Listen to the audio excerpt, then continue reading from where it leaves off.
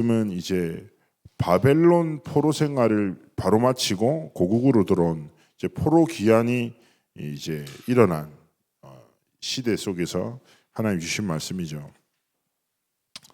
이 사실은 이 당시에 현실이 처참했어요. 왜냐?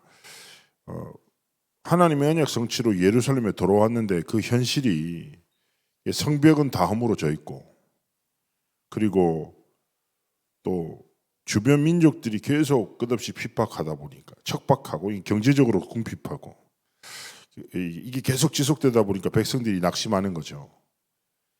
진짜 이 복음 성취돼 가지고 왔는데 그러면 진짜 뭐 다 잘 돼야 되는데 잘 되는 거 하나 없이 막 이제 현실이 녹록지 않고, 그리고 성벽이 무너진 것 자체가 왜 더 큰 의미로 좀 이렇게 이스라엘 백성을 좀 힘들겠냐면, 성벽이라는 개념 자체가 그 당시에는 이제 뭐라고 하죠? 안정감을 굉장히 주는 거죠. 국가의 존립이나 이런 이제 그런 이미지가 있어서 이스라엘 백성들은 성벽이 무너졌단 말은 하나님이 우리를 버리신 게 아닌가, 이 보호감이 없으니까 더 두렵게 느껴지는 거죠. 자, 그때 하나님이 약속의 말씀을 주십니다. 뭐라고 합니까? 가장 먼저 중요한 것은 내가 너를 세웠다 말씀하죠. 내가 너의 성벽 위에 파수꾼을 세운다. 그래서 하나님 앞에 어떻게 보면 우리의 현실이나 상황들이 우리의 마음과 생각을 흔들 수 있겠지만, 하나님이 이 시대 속에 언약의 성취를 위해서 귀한 중직자들로 직분을 주시고 교회와 현장과 미래 파수꾼으로 세우신 겁니다. 그래서 우리의 삶의 가장 근본은 상황이나 내 상태로 인해 우리의 정체성이 달라지는 게 아니죠. 본질적인 정체성은 바뀌지 않는데 우리의 가장 근본적인 정체성은 뭡니까? 하나님이 주신 정체성이에요. 하나님이 만드신 나, 하나님이 뭐요? 진짜 부르신 나. 그래서 기억하셔야 됩니다. 하나님이 나를 뭐요? 성벽 위에 파수꾼으로 세웠다. 근데 파수꾼이라 하면 대부분이 뭡니까? 대부분 파수꾼의 이미지 자체는 뭐예요? 적의 침입을 감시하는 자죠. 근데 오늘 본문에서 뭡니까? 하나님이 쉬지 못하도록 상기시키는 자라는 계속 의미를 주는 거죠. 그래서 무엇을 파수하는 자냐? 바로 하나님의 언약을 파수하는 자입니다. 이게 무슨 말입니까? 오늘 이사야 62장 6절 7절의 말씀은 뭡니까? 우리가 진짜 지켜야 될 건 뭐냐? 다른 것이 아니라 하나님이 이 언약을 잊지 않도록, 하나님이 이 언약의 백성을 절대로 놓치지 않으시도록, 하나님이 이 언약을 성취시키는 일과 이 언약의 백성을 향한 하나님의 뜻과 계획을 절대로 잊지 않으시도록 계속 하나님께 상기시키는, 무엇입니까? 진짜 기도로 하나님 이 언약을 성취하여 달라고. 여호와로 쉬지 못하시도록. 사실은 여호와께서 쉬시는 분이 아니잖아요. 이 말은 무슨 말입니까? 하나님은 파수꾼의 기도를 통하여 하나님의 언약을 성취하시고 언약의 백성을 지키시는 하나님의 뜻과 계획을 펼쳐나가신다는 거죠. 그러면 창대교회에 어떤 파수꾼이 있어야 됩니까? 창대교회를 통해서 주신 말씀을 성취하는, 언약을 지키는, 언약을 성취하는 파수꾼. 이게 뭐예요? 중직자란 말이죠. 그리고 뭡니까? 언약의 백성들을 향한 하나님의 뜻과 계획을 하나님 포기하지 않고 성취시켜달라고. 그래서 뭡니까? 불신 가문, 낙심한 후대, 그렇죠?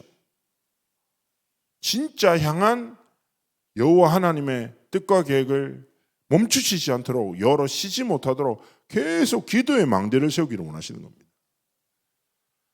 그래서 언약의 성취와 기도의 응답을 통해서 하나님이 허락하신 언약의 백성들이 살아난다.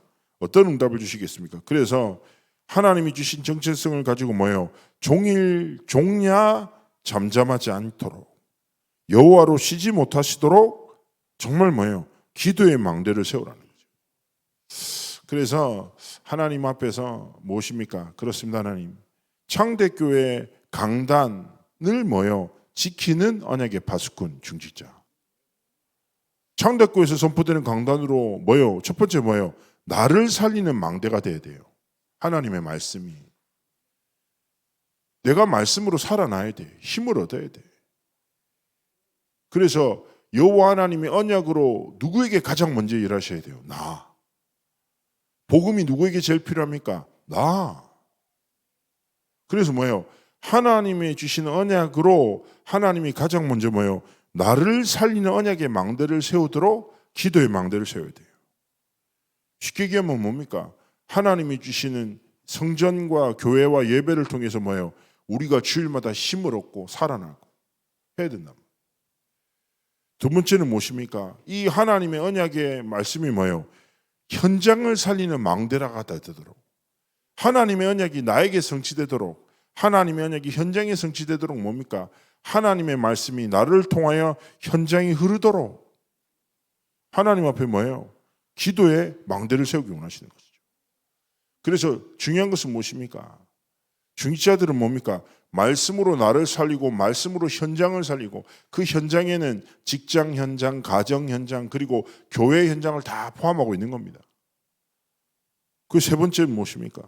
이 하나님의 언약이 뭐예요? 나의 미래를 살리는 망대가 되도록. 저는요, 일본 사역 갔다가 그 일본 현지 장로님의 기도가 저 자주 말씀드렸잖아요. 잊혀지지 않는다니까. 그 장로님이 뭐라고 했냐면, 하나님, 오늘 선포되는 말씀이 나의 삶이 되게 하시고 이 말씀의 성취가 나의 미래가 되게 하옵소서. 통역을 통해서 듣는데 기도 제목이, 그 기도문이 가슴을 팍 치는 거죠. 그렇지. 하나님의 말씀이 나의 오늘의 삶이 되고 말씀의 성취가 내 미래의 망대라 딱 세워지도록. 그래서 바울이 고백하잖아요. 나의 나된 모든 것은 하나님의 은혜로 된 것이다. 내가 모든 사도보다 수고했지만 내가 한 게 아니야. 그저 나는 언약을 붙잡고 언약의 성취를 따라 여정을 걸어왔을 뿐이다. 그래서 뭐예요? 내 삶을 돌아보니 하나님의 언약으로 시작됐고 언약으로 모든 과정이 이루어졌고 언약의 성취를 통하여 이정표가 세워졌어. 하나님이 다 하신 거야. 전도, 선교, 뭐예요? 교회를 세운 거, 제자를 살린 모든 것이 뭐냐? 내가 수고한 것이 아니라 그저 나를 통해서 하나님이 하신 것뿐이야. 하나님 앞에서 무엇입니까? 언약이 나와 현장과 미래를 살리는 증인으로 서기를 원하시는 거예요. 그러면 우리가 오늘 예배 속에서 무엇을 붙잡아야 되겠습니까? 내가 붙잡고 있는 게 있어요. 뭔지 모르겠지만 그거 내려놔야 돼요. 예배 때. 내가 지금 딱 붙잡고 있는 거 있잖아요. 불안일 수도 있어요. 뭔가 현장에 대한, 아니면 사람에 대한 갈등일 수도 있어요. 뭔가 막막한 여러 가지가 있을 수 있겠죠. 그거 싹 내려놓고 하나님이 뭐예요? 나를 현장과 미래와 교회의 파수꾼으로 부르셨구나. 여호와로 쉬지 못하도록. 그리고 이번 한 주간 하나님, 내가 중보기도해야 될 사람이 누굽니까? 한번 질문해 보세요. 기도 속에서 하나님, 내가 오늘 파수꾼의 망대를 세울 것인데, 첫 번째 언약의 백성, 두 번째 뭐예요? 언약의 백성을 위한 기도의 파수꾼. 하나님, 내가 이번 한 주간 기도에 많이 돌아갈 수 있겠죠. 내가 이번 한 주간 딱 예배, 하루 종일 예배하면서 생각난 사람 이름 적여놓고 일주일 동안 계속 파수꾼의 사명 감당하세요. 그 대상이 불신자일 수도 있고 신자일 수도 있고 가족일 수도 있고 직장인 누군가 될 수 있겠죠. 그리고 하나님 앞에 정말 얘기해요. 하나님, 이 사람의 인생을 향한 하나님의 뜻과 계획을 쉬지 않고 하나님이 성취해달라고. 내가 여호와로 쉬지 못하시도록 기도의 망대 세우겠습니다.